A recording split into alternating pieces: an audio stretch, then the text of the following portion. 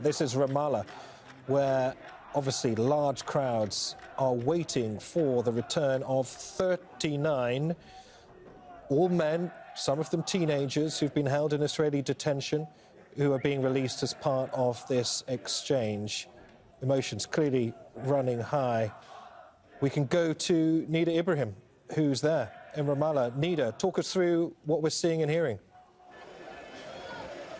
We've just seen Palestinians marching and carrying one prisoner, freed prisoner, on their shoulders, and they made their way into the square. But now we are waiting for what we believe is the bus that is carrying some of those 39 Palestinians who have been released. Remember, some of them have already been released to Jerusalem, and the rest are going to be making their way to the occupied West Bank's Arafat Square. As you can see, it's a scene that is emotional, that is filled with feelings of victory amongst many Palestinians, but it's not short on anyone to say that they remember the sacrifices that are taking place in Gaza, not just the killings, not just the injury, not just the bombing of homes, but the displacement of Palestinians outside of their homes. This is a fear many Palestinians have, that Israel has been systematically kicking Palestinians out of their homes in the north of Gaza, and then it's going to corner them in the south later on to kind of push them away outside of the besieged Gaza Strip. We are seeing, because of this traffic that we've been seeing.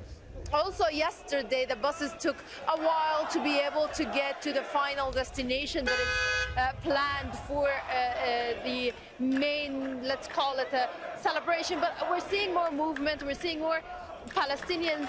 It could be, and I'm not sure, it could be that, if you can zoom in a little bit, Zakaria, that they've released some of those prisoners from the buses.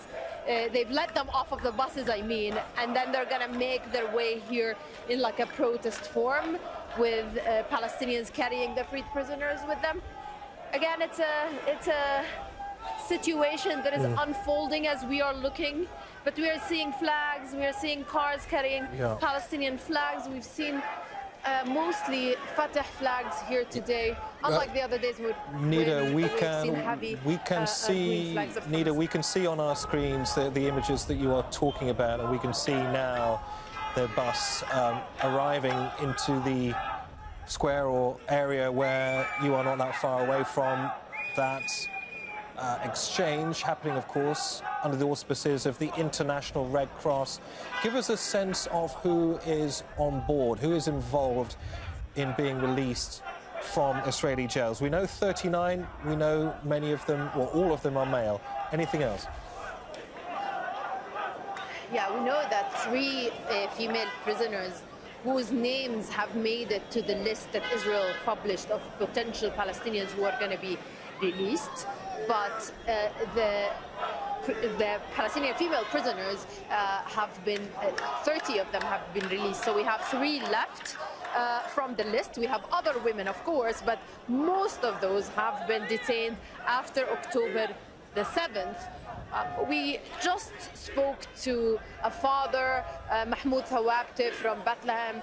He was telling us that his son had a year and a half left on his already 1 year and a half sentence, but now he's here to receive him earlier than planned. We've also heard the father, Abdullah Maw'id, telling us passionately, really, and emotionally about his son, a 17-year-old who's been behind bars for 6 months. And we've been hearing very difficult testimonies from Palestinians who have been released after October 7th. And they were saying not only has it been mistreatment, not only has it been a revenge by the Israeli forces against those prisoners. We've also heard from women saying that they couldn't get even their basic needs that they've used to get them and buy them. So you can imagine the tension. They've also have been cut off from the rest of the world because you have to remember that those Palestinian prisoners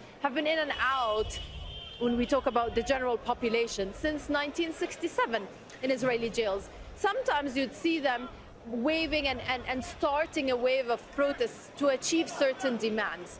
And the fact that some prisoners have TVs inside the prison that they can watch and see certain channels, not everything, but they can watch the news.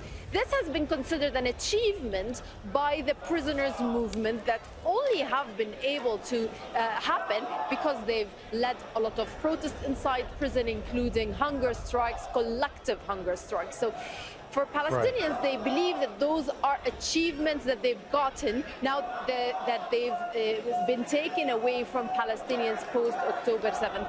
And just another point to add, when we talk to human rights organizations, they tell us that the conviction rate in Israeli prisons is very, very high, amounting to 97% or more.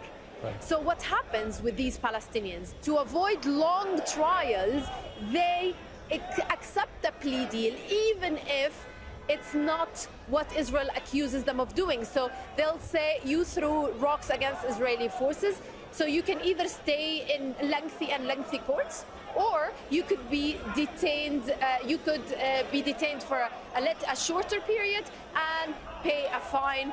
So Palestinians choose the later. Why? Because it saves them a little bit of prison time. Nida, we will come back to you to cover these unfolding events there in Ramallah.